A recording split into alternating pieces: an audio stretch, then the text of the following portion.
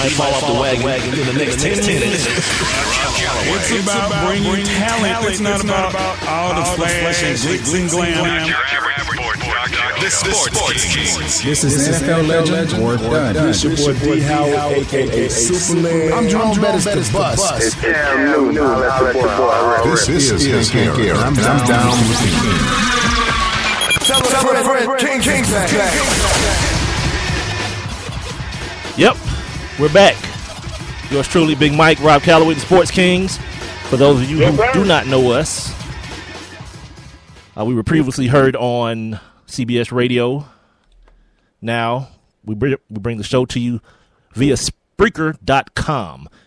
If at any point after you download this podcast, you want to hit us up, you can tweet us at Sports Kings Live. You can send us an Instagram at Sports Kings Live as well, or an email at sportskingsatl@gmail.com. Rob, what's up, brother? Hey, man, feel real good, man. You know, back at it again. I don't know the last time that we were on the air together. When was the last time we were together? I don't know, man. It seems like it was eons and eons ago at some late night destination that they stuck us in to try to hide us from the people. But we ripped it, though. Well, you know, another lifetime ago was that. Now this is this. But yeah, you know, finally get a chance to do our own thing, do it the way we want to do it. Gonna have a lot of fun. We're not gonna skirt any topic, you know, whether it be about stuff like race or domestic violence. We're gonna be real silly and sophomoric about a lot of things. So if that's not your bag, well, you know, cool. I'm sure you can find. That's my bag. You know, I love that stuff. Right. Crime reports. I'm all into that. So I'm sure if it's not, you can find something along the lines of your taste somewhere on the World Wide Web.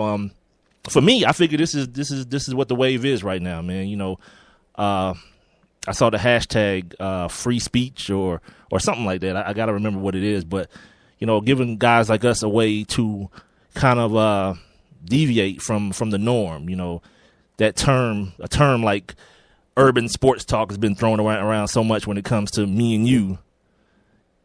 Yeah, it has. Whereas you can, if you turn on your radio across the dial anywhere in this country, I guarantee no one's tagline is your urban sports talk radio station. It doesn't exist. Absolutely not. Until you're trying to, you know, deter someone from doing the gig. You know, but you know, off my soapbox here. We got a lot of stuff we want to get to today. You know what? A lot has happened, Mike. But you know what? There are two guys that have been on the bench as long as me and you. And that's probably that's Derrick Rose and Kobe Bryant. So, you know, I know the feeling, man. I know what them boys going through right now. Which one are you? Are you Kobe? And how we doing this? Well, you know, since I am the younger of the two of us, I'll be D-Rose. Really? How gracious of you. How gracious. I would have never chosen that. Yeah, that dude, man. That dude is snake bit, man. Not even just him now, because now Jimmy Butler's out for like 3 to 6 weeks with an elbow. You know, oh man, that thing up in Chicago. You know what I should have done? I should have hollered at my guy Goff today and find out what the tenor was. I turned him on earlier today, but they was talking hockey, and that was like speaking Latin. I've been seeing him on Twitter doing a lot of hockey talk. They're speaking Latin to me, and I mean I understand they in Chicago, whereas you know. That's the premier sports team. They're the team that's won the most recent championships, like 2 in the last couple of years. So I understand what it's all about. But when you start talking about it, I'm like, wonk, wonk, wonk, wonk, wonk, wonk, wonk, wonk, wonk, wonk. Well, you know what? You mentioned championships. We started out talking Kobe, Derrick Rose. How about these Atlanta Hawks? I mean, there's a different Atlanta Hawks team that we've seen since. The years that me and you have been on the air. And for those of you who don't know, we are out of Atlanta. See, we got to tell the people that now because we're on the World Wide Web. Yeah. We worldwide now, player. So we got to tell the people where we're at. So if you hear a certain slant towards, the Atlanta team, especially initially, that's why, because that's where we are. But yeah, this Atlanta Falcons. Look at me.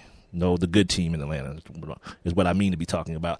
The Atlanta Hawks. Yes. I was one last year too who was very adamant that this team probably needed to try to unload everything and tank how wrong I was. Probably one of the better teams now in the NBA that's being the most overlooked. And I kind of like, I'm not like most of the people down here where it's like, oh, nobody's talking about us. That may be a good thing. That's good. And then the other part of that is, why should they? I mean, you won a couple of regular season games, but your medal's going to be made in the playoffs when it's only half the teams left. That's when your medal's going to be made. And as things are shaping up now, you got a first-round matchup with the Indiana Pacers. Paul George just had his first full workout coming off that broken leg, I think, last week. So I don't know if they're anticipating him coming back if they do make the playoffs. But that seems to be right now either them or Brooklyn or Charlotte would be that first-round matchup for the Atlanta Hawks as it now stands. Well, you know, my whole thing is, and I guess, you know, I just don't want people, you know, to drink the regular season Kool-Aid, you know, I mean, because as you said, you know, you earn your stripes in the playoffs. And the thing that scares me the most about these Hawks, not a lot of, you know, there's not too many guys on the roster that knows what it's like to be on the biggest stage. I mean, and that's the one thing, you know, maybe if we had a couple more guys that had more playoff experience, you know, I would be at ease headed into the playoffs. Or, you know, we're down the stretch now. But, I mean, I really don't know because none of these guys have really proven themselves. Jeff and Al are the only two, you know, mainstays from the teams that, you know, that were put together 5-6 years ago. So I'm really not 100% solid on this thing. Now, don't get me wrong. I mean, if you're a Hawks fan, there is definitely something to celebrate. This is a very, very good basketball team. And you're getting a chance to witness real, like what I call real basketball, like very, very fundamentally sound. It's not the most exciting. It's not the old highlight factory thing, but, you know, where did that get you? 40, 42 wins. This is a real basketball team. So it's something to celebrate. My thing is don't be the fan base that's like, oh, nobody's respecting us. Well, from the outside looking in, one, you're still the Hawks. And two, I mean, let's keep it real. Two, the playoff basketball is where you'll be on the big stage and be able to show people who you really are. It's going to be very, because now the whole mantra is, oh, this team shoots too many jump shots. Rather than saying this team is a very active team on defense. Like they recover very well. They help out very well. The whole thing about the rim protector, I'm good with that because guess what? Nobody's really getting to the rim. Right. So I'm good with what I'm seeing via the eye test. I think what a lot of people are doing is they're taking the fact that, you know, Kyle Korver is here and you got guys like DeMari Carroll and, you know, you don't have a true center. Remember we had that conversation a while ago about Al Horford being, but what did I say? No one cares. Every year. There is no true center anymore. I mean, unless you're talking about one of my favorite players to watch play basketball, DeAndre Jordan. He is awesome, dude. That dude don't do nothing but he rim run and rebound. That's it. I'm going to get some dunks, and I'm going to get some rebounds, and I'm going to get some block shots, and I'm going to go home. He's going to be the defensive player of the year this year just because of that activity. Yeah, you know, they said that he is channeling his inner Wilt Chamberlain. Now, I'm not sure what that means, but that's, you know. Well, Wilt scored 100 points in the game. I don't understand why DeAndre Jordan can't shoot free throws. Like when you watch him shoot free throws, he got a good, you know, stroke with the free throw. It's not herky jerky or anything. He got a good knee bend, good follow through. I want to just suggest that maybe he may have like depth perception problems. Like he may be a dude who has seen the way he sees all his life and doesn't realize he may need like contacts or glasses or LASIK or something like that. Because I don't see goggles. Well, no one's wearing this. What is this? 1984? James Worthy? No one's wearing. God, this dude said goggles. Hey man, look, all these cats doing all this throwback stuff anyway, man. No one's wearing goggles. Just come back throwback. And by the way, you're listening to the first ever Sports Kings podcast, brought to you by, well, not brought to you by, but via Spreaker.com.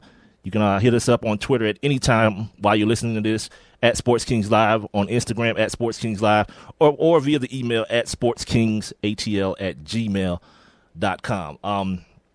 And speaking of this whole playoff picture thing goes, your guy Russell Westbrook, man, he's been on a tear. Let me ask you this while we're talking about Russell Westbrook, who's your MVP so far? Like at this point, who do you think is the MVP of the league? I mean, it's pretty much a 3-4-man race. Honestly, if I had to go with MVP right now, based on everything that's happening, honestly, I would go with James Harden. And the reason that I would go with James Harden is because, he went to Houston and made an immediate impact. And that, of course, you know me. That's what I always look for when you talk about the MVP. Like, if you take James Harden away from the Houston Rockets, what do they do? And I don't think they're as successful. But we've seen OKC in different variations where Kevin Durant ends up having to be that dude because Russell Westbrook isn't there. Then we've seen the situations like now where Durant's not playing, but then Westbrook is out there, balls to the walls. So, that dude almost averaged a triple-double in February. He was like 1 assist shot of averaging a triple-double. That's crazy. That's crazy. And to your point about James Harden, I was reading this article about the analytics conference that they had at MIT, and talked about James Harden. And basically his plus minus as far as the Houston Rockets are concerned is they're one of the best teams with him on the floor, and without him they become the Philadelphia 76ers. Just to your point as to his impact as far as what they do offensively. So no Steph Curry for you, no. I mean, LeBron James is it's one of those things where you know what? I mean, okay. Now, seriously, there are always, like right now, there are at least 4 guys that you could arguably say, are legitimate, could be legitimate MVP choices. Because you take LeBron away from that Cavs team, we really know what they have. Golden State, I don't really like. Steph Curry is phenomenal. Yeah, he's nice.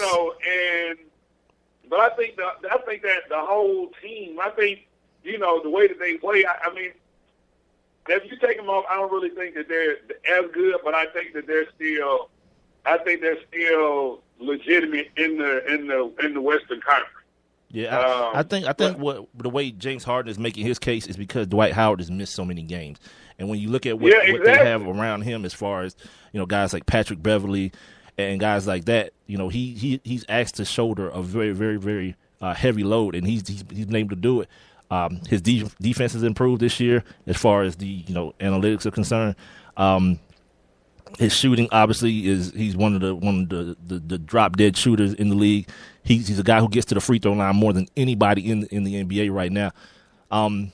So I mean, and again, we talked about it with the Atlanta Hawks. The playoffs is going to tell his story as well because last year a lot of things happened with him as far as those calls that he gets during the regular season. Speaking of calls, right?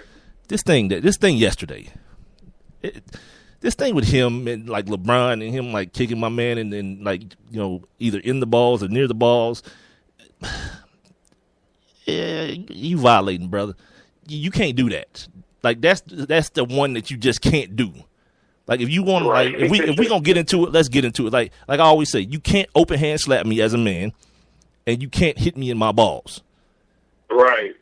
So when you go that route, I was surprised he got left in the game. That's one of those situations. I think the refs are reffing for TV at that point because it's such a prime time matchup. They left him in the ball game, but you just can't kick nobody in the balls and be like cool with that.